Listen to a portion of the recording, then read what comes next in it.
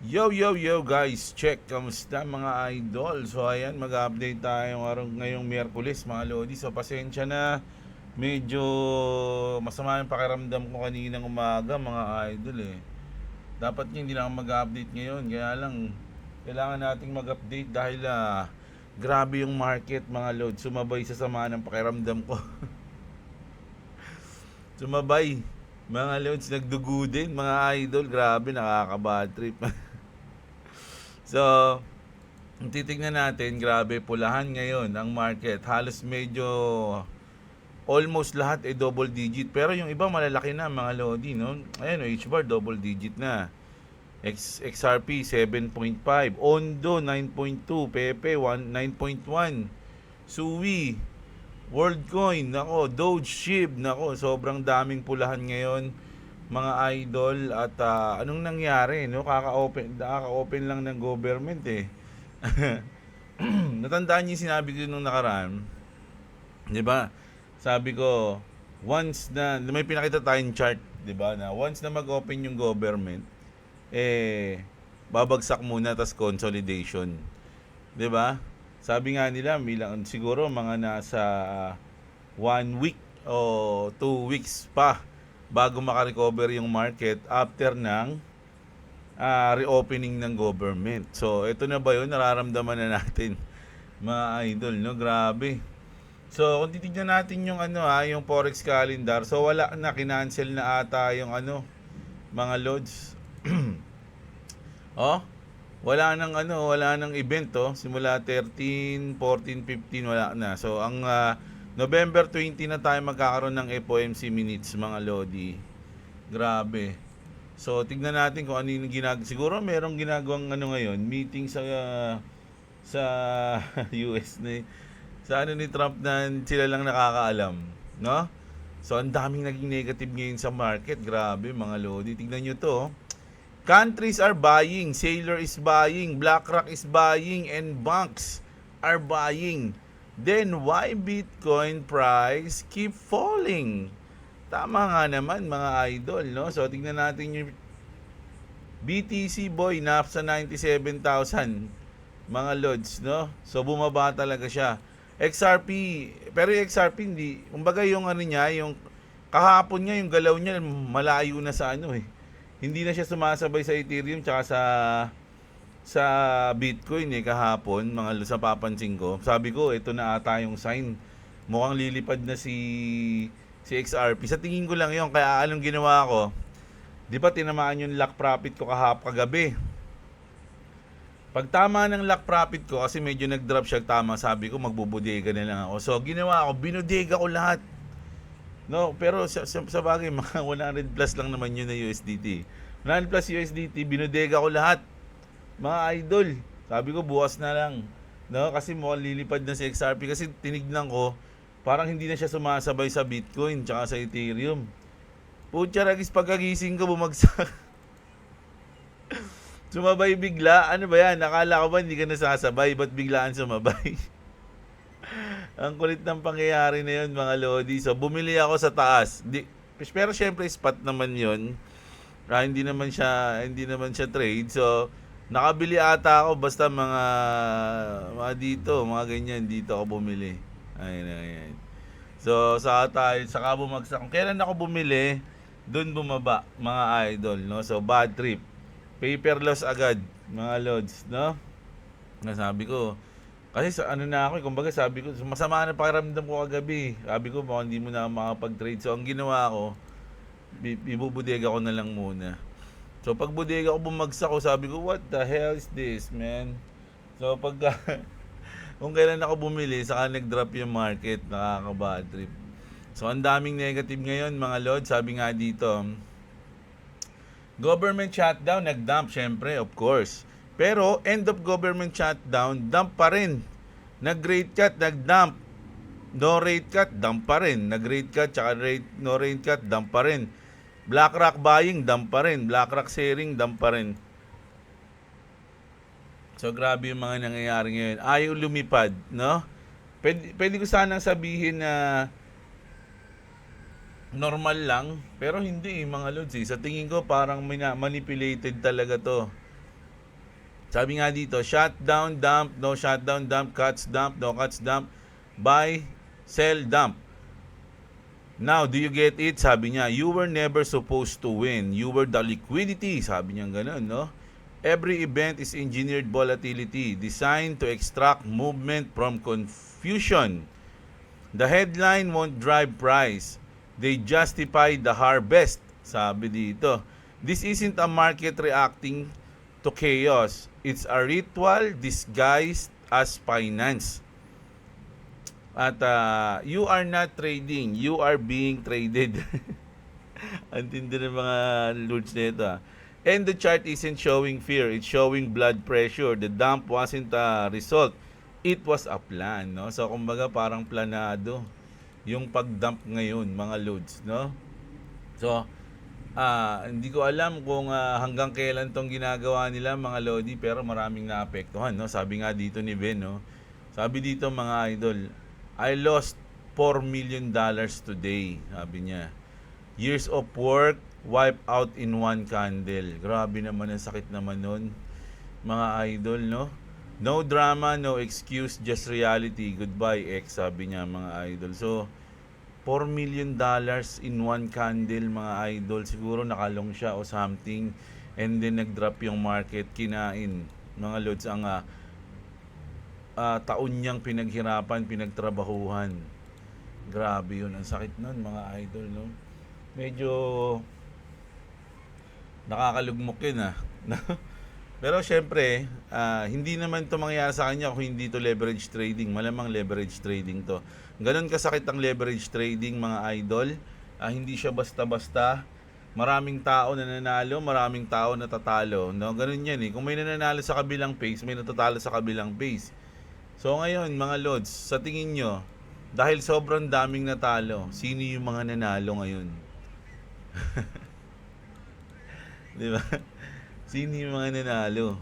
Ayun na talaga yung mga whale at yung mga crypto exchange, no? Sa tingin ko, ano talaga yan, magkakasabot, Kaya gusto ko na magkaroon talaga ng regulatory law, mga lods, no? So kailangan natin ng batas pagdating na sa mga ganito, kasi tama na yung mga manipulation sa market, no? Isa yun dapat sa i-address nila. Na kapagdating sa trading, o lalo na dito sa crypto, dapat pure skill, no? Walang dayaan, walang walang manipulahan. Pure skill trading, no? Sabi dito, eto pa, mga lods, dahil dyan, di ba, syempre bumagsak, di ba? So, meron mga news na naman. Pakinggan natin yung news na to, mga idol. Pakinggan muna natin. This terrible price action in crypto has given us pause and forced us to ask a tough question. Should we continue to cover Bitcoin? And the answer is sadly no. So today we're having a funeral for Bitcoin. It was fun while Funeral to Bitcoin? it lasted. So many memories, so many friends. There was Tom Lee and his calls for 20,000 by year end. There was Novogratz and his calls for 40,000. And there was Ripple. I think we'll miss you most of all, Brad Garlinghouse. And then there were the characters. Bitcoin. Ay, dali lang, Trace. Sorry, mayroong sounds, May tugtog. Sayang, di natin narinig. Basahin na lang natin yung caption ni George. No, sabi dito, mga idol, Bitcoin funerals never age well, mga lodi. No, throwback to 2018 when CNBC literally said we're having a funeral for Bitcoin. BTC was around 6,000 when they aired that segment. Today, we dip below 100,000 and Citi is acting like it's over again. Same script, different price. No? So kung ano yung mga nangyari ng mga nakaraan, ganun pa rin yung ngayon. Pero, every Bitcoin is dead. Moment is history was the setup for a bigger move. Stay ready, the signal hasn't changed, no, mga lodi. No? So, every time na sinasabi nila yan, na wala ng Bitcoin, scam yung Bitcoin, patay na yung Bitcoin, after nun, diba, lumilipad yung market o yung mismong price ng Bitcoin. So, mag-ready lang kayo, mga idol. Mga lodi, sumusuko na ba kayo? Ayoko na mag-crypto. Yung iba ayaw na mag-crypto, mga lods, Nagki-crypto lang sila pag lumilipad yung market. Pag pabagsak na, o kaya yung boring pace, ayaw na nila, mga lodi. Ganun talaga. Pero merong mga nagpa-positive, no? Positive pa rin, no? Tingnan nyo to mga Lodi. UFC, grabe to. Polymarket, tapos UFC, tsaka yung TKO. The UFC has chosen to partner with Polymarket and its exclusive and official prediction market. Ang Polymarket, no? Sikat na sikat yung Polymarket, mga Lodi, sa yung mga parang prediction poll, mga idol. Kasama nga, nasa na-feature nga sa South Park to, mga Lodi. The UFC will be integrating a Polymarket scoreboard into the fights that will show the real-time percent likelihood of who will win. Nako, mukhang maganda na magkaroon ng alam niyo sa UFC, mahilig ako manood ng UFC. So, nako, ayoko madadagdagan na naman yung ano ko nito. Parang sugal na to mga lods eh. So, medyo pipigilan ko yung sarili ko, hindi natin alam When I watch UFC, I love looking at the Polymarket odds to gauge who's winning. Now, hundreds of millions of other will be introduced to the power of Polymarket 2. Kumbaga magkakaroon na sila ng parang percent kung sino mananalo. Humble to ring the NYC bell this morning with Dana White. So, ito na nga mga Lodi, no? Nagkaroon na ng partnership yung UFC tsaka yung Polymarket. Grabe. So, grabe na yung mga prediction application, mga idol.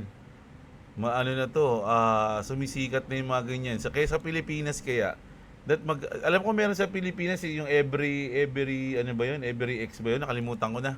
Kaya lang hindi pa siya masyadong kilala, no? Dapat pala pinapasikat natin yun. Oy, every something. Gusto niyo i-promote ko kayo? Promote? Baka naman. Oh. Pwede yan, pwede. Pero maganda yung ganito mga lods kasi sikat na to sa ibang bansa Ewan ko lang kung magiging okay to sa Pilipinas Maganda kung madali lang siya kaya lang wag na. Kasi ayoko nga sa mga sugal-sugal sa cellphone Pero iba kasi to Hindi ko lang alam kung anong magiging epekto nito katulad ba to ng mga parang iba naman kasi yung scatter mga lodi. At sa mga ganito kasing poll o yung katulad ng Polymarket, hindi lang yung specific na event yung parang binibigyan nila ng poll Lahat, 'di ba? Lahat binibigyan nila ng poll. Kung sa Pilipinas mangyayari to, siguro yung mga percent diyan kung hanggang kailan mawawalan may makukulong ba sa may makukulong ba sa flood control issue? Malamang maraming mawala diyan, no? Tapos alam ko may nagsalita na kanina sa Saldi ko kanina ko lang napanood pero di ko pa siya talaga pinapanood. Nagugas akong plato noon nung nakita ko siya. Pinalabas sa TV. So, mamamatay kaya si Saldi ko. Kasi meron siyang sinabi dun Sana hindi nila ako mapatay bago ko masabi ang lahat. Sabing gano'n ni Saldi ko. So, malalabas sa sa Polymarket ng Pilipinas. Kung ilang percent yung boboto na mamamatay siya tsaka hindi siya mamamatay.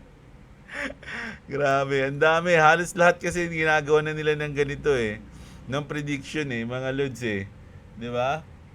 So, doon natin makikita. Nako, malaki yung bearing yung mga prediction na yan. Tumitingin talaga diyan yung mga tao. Parang ganito na yung magiging basehan, hindi na yung survey.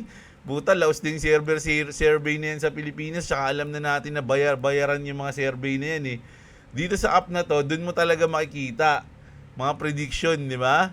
Kung sino yung lamang talaga na gusto ng mga tao sa eleksyon, yung mga ganyan, di ba? Bago lang din yung mga corrupt na politiko dyan. Hindi nila alam kung paano nila mamamanipula yun. Paano natin mamamanipula tong prediction na to? No? Ganito, ganyan. Antindi nun So, sana ibig sabihin itong news na to ay goods, no? Kasi syempre partnership ng UFC. Nagulat nga ako kasi partner din ng UFC yung B-Chain Alam niyo yung B-Chain na coins? Kaya nga ako dati bumili ng B-Chain dahil lagi ko nakikita yung logo ng B-Chain sa Octagon Sabi ko, oy, eto, goods to, hindi to magra-rug pull kasi inano ni Dana White Pero hindi nga nag-rug pull, kaya lang bumaba naman yung presyo. Tapos eto na. If you still asking why it didn't affect the price o the XRP understand how the ETF process works. Tomorrow, T+1, the net inflows will be handed over to purchase the asset. What I'm saying is the ETFs are about to start going on a buying spree that will not stop once they start, mga lodi. Natatandaan niyo yung unang pasok ng ETF ng Bitcoin? Nung naaprobahan yung ETF ng Bitcoin, mga lodi, bumilang pa ng buwan ata yun bago umepekto yung price niya sa mismong Bitcoin price 'Di ba? Yung ETF. Ganun din lalo na sa Ethereum, yung sa Ethereum nga tagal Halos lampas isang buwan ata yung sa Ethereum nung naaprobahan yung ETF ng Ethereum. Medyo naghintay pa ng matagal bago umepekto yung ETF sa presyo niya. So, huwag tayo masyadong magmadali, na the money from the sale of these new ETF shares is given to the ETF sponsor who then uses that capital to purchase more of the underlying asset. Pero once na magtuloy-tuloy na yan, mga lodi, no, tapos hindi lang naman isang company yung nag-apply ng ETF, madami. So once na yun nagtuloy-tuloy, nagtuloy-tuloy, nako, doon natin makikita baka mas mabilis yung epekto nun ng maraming company ng ETF kaysa sa nangyari sa Bitcoin, mga lodi. Sa Bitcoin ilan lang isa nga lang ata, dalawa, mga ganun. BlackRock lang ata ang talagang malupit di ba? So titingnan natin, mga idol, huwag kayo masyadong magmadali. Sabi dito, marami daw nagsabi daw nito ni Chiquito, ni Kalbo, XRP is a scam. Banks will never use XRP. They will use some form of USD stable. Some form ka pa nga. So ibig sabihin hindi mo nga naintindihan Pero sabi dito ni John Square, XRP is a scam. BlackRock, Vanguard, Fidelity, JP Morgan, Bank of America, Goldman Sachs, Citi, HSBC, Santander. So lahat ng binanggit niyang partner, paano naging scam yun? Na? Ayun lang. Pinamukha lang ni Kalbo sa kanya. Pare silang kalbo Kalbo ako, mas kalbo ako sa'yo. Ito yung alam ko, di ba? Sabi niya ganun. It's finally happening, mga idol. Brad Garlinghouse na nagsabi dito. So, umpisa na daw. Ayan, XRPC at 26 million in volume in first 30 minutes. Wow, gonna blow away my 17 million guess. Has good shot at beating Sol. 57 million as biggest day.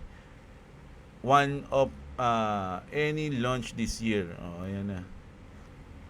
Alam nyo, ito yung mga susunod mga idol, nakita nyo to. Ang dami niyan. 13 pa lang dito. Pero meron pang mga sumunod, 'di ba? Ilan na yung live? Ito pala, Canary Capital live. Volatility share, Pro share, Hashdex, Ticrium, Rexos free share, Purpose. Yung Franklin, CoinShare, Grayscale, Wisdom 3, 21 share, tsaka Bitwise wala pa. Pending. Malamang, ayan pa nga yung mga nauna Ayun ata yung mga October na na-delay Di ba? So, ayan mga lods, no? So, ang gusto ko lang sabihin ngayon, kasi maraming nagko-comment, maraming nagsabi na wala na, Jeblo, bagsak na yung market, something like that, bear market na ulit. Mga idol, ako ang gagawin ko lang ngayon. Ako na mismo to. Hindi ko sinabing gawin nyo, bahala kayo kung gawin sa buhay nyo. Maghintay lang, mga lods, no? Ako, sanay na ako maghintay. Ilang taon na ako naghihintay, mga idol, no? So ngayon, ilang buwan na lang yung hinihintay ko. Ngayon pa ba ako maiinip, mga lods, no? Meron silang plano dyan sa tingin ko, at isa yun yung mang-shake out ng mga tao para mawala ng gana yung mga tao, ma-realize nila na wala nang itataas yan, ganun lang yan. Ito yung paniniwala ko Pero kung kayo, naniniwala kayo na wala na, bear market na, malamang na kayo, isa gumana yung plano nila or something sa inyo. No? Pero sa akin, hindi gumagana yun, mga lods. Sabi ko nga, meron tayong timeline, no? At hindi naman tayo engot na mararamdaman mo naman kung bull market o bear market Depende sa iyo kung pinag-aaralan mo talaga yung market, di ba? Ako sa tingin ko hindi pa. Kasama lang to sa plano nila ng mga shakeout, no? Ngayon kung kayo ayaw na, desisyon niyo yan, mga idol, no? Kanya-kanya tayong desisyon. Ganun lang po yan mga lods. Kung nawawalan na kayo ng loob, kayo bahala. ang ano niyan sa ano siguro hindi mangyayari, pero kung mangyayari na lumipad yung market tas wala na kayo, naiwan kayo, na shake out kayo, isa kayo sa mga na shake out, papanoorin nyo na lang yung mga tao na, uy, dapat pa rin, hindi ako umalis, oh. Kala ko kasi wala na ganito ganyan oh, di ba? Ganun lang po yun, mga lods, no? So, ayun lang muna update natin ngayon, mga idol. Grabe ang sakit ng ulo ko.